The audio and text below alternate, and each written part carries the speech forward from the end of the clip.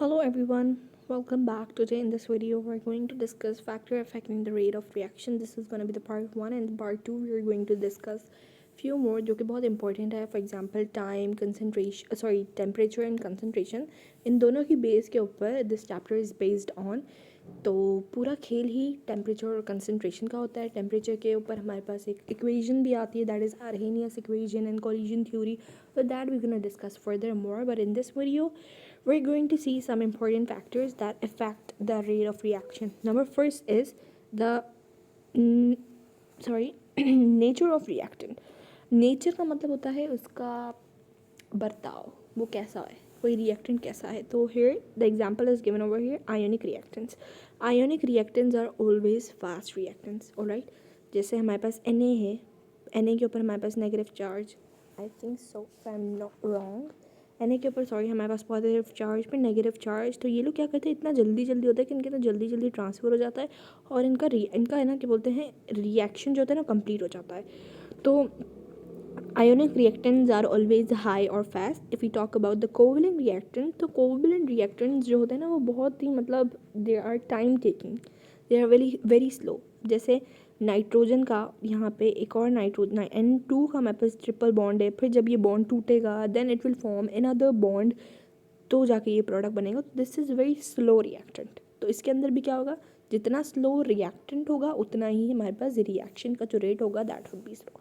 Then we have two categories, homogeneous and heterogeneous reactant. Homogeneous means, just for example, here is an intelligent kid and here is an you can say a super kid. ठीक है, तो उन दोनों का मतलब, उन दोनों के बीच में रेट ऑफ रिएक्शन, मतलब उन दोनों का दिमाग और थोड़ा मिलेगा नहीं ना, तो उनके बीच में अंडरस्टैंडिंग थोड़ी कम होगी. बिकॉज दैट वुड बी, ये वाला जो बच्चा होगा वो ज़्यादा पढ़ाकू होगा and that would be a little lower. तो हमारे पास homogeneous reactants are always greater than, मतलब the rate of reaction is always higher than heterogeneous reactant. इसके अंदर रेट ऑफ रिएक्शन ज़्यादा होगा rather than this reactant. Because यहाँ पर देखो गैस और गैस है, they both are the homogeneous, इन दोनों की नेचर मिल रही है. But if you talk about the gas and liquid, तो इसके अंदर रेट ऑफ रिएक्शन कम होगा क्योंकि गैस की properties and the liquid properties are very different. Alright, now if we talk about the rate of reaction is directly proportional with the stability of the product. Rate of reaction is directly proportional to the stability of the product. मतलब rate of reaction, कितना जल्दी product बन रहा है उतना जल्दी rate होगा, and that is inversely proportional to the rate of reactant. Stability of the product and the rate of reactant. reactant जल्दी जल्दी कम होगा तो रेट ऑफ रिएक्शन ज़्यादा होगा, और रेट ऑफ रिएक्शन ज़्यादा होगा तो हमारे पास प्रोडक्ट भी जल्दी जल्दी बनेगा. That is why the rate of reaction is inversely proportional to the stability of the reactant. ठीक है, now here it is given एक example. We have two examples. CH3COOH. देखो इसके अंदर क्या होगा कि ये यहाँ पे भी माइनस है और यहाँ पे हियर वी हैव C3 के ऊपर भी हमारे पास माइनस चार्ज नहीं होगा, लेकिन इसके अंदर क्या होगा कि C3 will give charge to COO and charge body we know that. अच्छा, इन दोनों में से आपने मुझे बताना है कि इन दोनों में से अनस्टेबल ज़्यादा कौन सा है. तो here this one is very stable क्योंकि C3 जो होगा ना वो अपना चार्ज देने की कोशिश करेगा COO को. एंड जो बॉडी, चार्ज वाली बॉडी जो होती है ना, वो कभी भी स्टेबल नहीं होती है, वो हमेशा अनस्टेबल होती है, याद रखिएगा. तो कौन सी ऐसी बॉडी चाहेगी कि उसके पास चार्ज है? ऑफ कोर्स नॉट, कोई भी बॉडी नहीं चाहेगी. ऑलराइट, तो that is why CH3 will give its charge to COO and they will get more unstable. तो यहाँ पे अनस्टेबल प्रोडक्ट बनेगा, रेट ऑफ रिएक्शन हमारे पास कम हो जाएगा. बट हियर यहाँ पे चार्ज H के ऊपर और H के ऊपर कभी पॉजिटिव होता है कभी नहीं होता, तो there will be the stable product, stable बनेगा प्रोडक्ट. ठीक है, तो I can say that the rate of reaction जो 2 के अंदर होगा, जिस वाले के अंदर विल बी ग्रेटर, इसके अंदर ज़्यादा होगा और इसके अंदर कम होगा क्योंकि इसके अंदर चार्ज बॉडी है. Alright, now we are going to see कि हमारे पास दूसरा फैक्टर कौन सा है. The second factor is the physical state of a reactant. Physical state, for example gases हैं. अब गैसेस के अंदर इतने सारे मॉलिक्यूल्स हैं गैसेस के, तो उसके अंदर रेट ऑफ रिएक्शन ज़्यादा होगा. Why? Because they have the random motion. वो रैंडम मोशन कर करके मिल के they are going to do the fast reaction, जल्दी जल्दी रिएक्शन हो जाएगा. Rate of reaction, the speed of the reaction, reactant जल्दी से प्रोडक्ट में कन्वर्ट हो जाएंगे.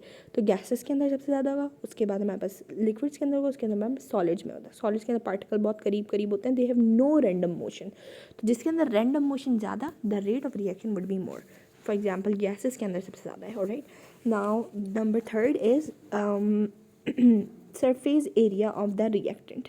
Surface area of the reactants, that means the rate of reactant is directly proportional to the surface area. For example, मैंने एक मग लिया, I took a mug of coffee, alright, now or tea, I wanted to add the sugar. अब मुझे बताएं मैंने ये वाली sugar है और ये छोटी छोटी शुगर है, तो कौन जल्दी से मिक्स हो जाएगी?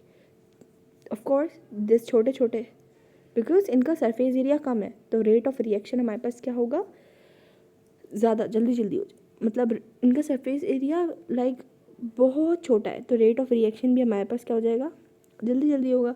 तो हमारे पास जितना अब पाउडर है हमारे पास, पाउडर में डालूंगी या फिर मैं शुगर के ब्लॉक्स डालूंगी, तो क्या बोलते हैं मेरे पास रेट ऑफ रिएक्शन किसके अंदर ज़्यादा होगा? ऑफ कोर्स पाउडर वाले के अंदर ज़्यादा होगा, क्योंकि मैंने पाउडर डाला, तो पाउडर का सरफेस एरिया कम होता है, तो रेट ऑफ रिएक्शन मेरे पास मतलब ज़्यादा हो जाएगा. तो पाउडर जल्दी से डिज़ोल्व कर जाएगा as compare to the cube.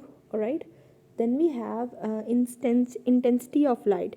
अब now there are some reactions जो कि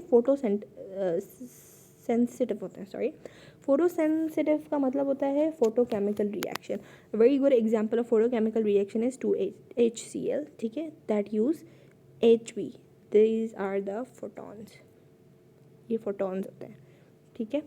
तो for example if I increase the intensity of light, तो मैं जब इंटेंसिटी ऑफ लाइट को इंक्रीज़ कर दूंगी तो हमारे पास नंबर ऑफ फोटॉन्स भी इंक्रीज़ होंगे.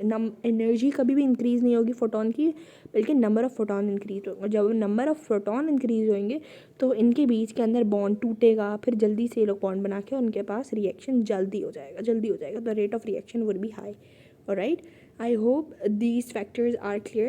Now in the next video we're going to see more factors जो कि बहुत important है. Alright, so we're gonna discuss that as well.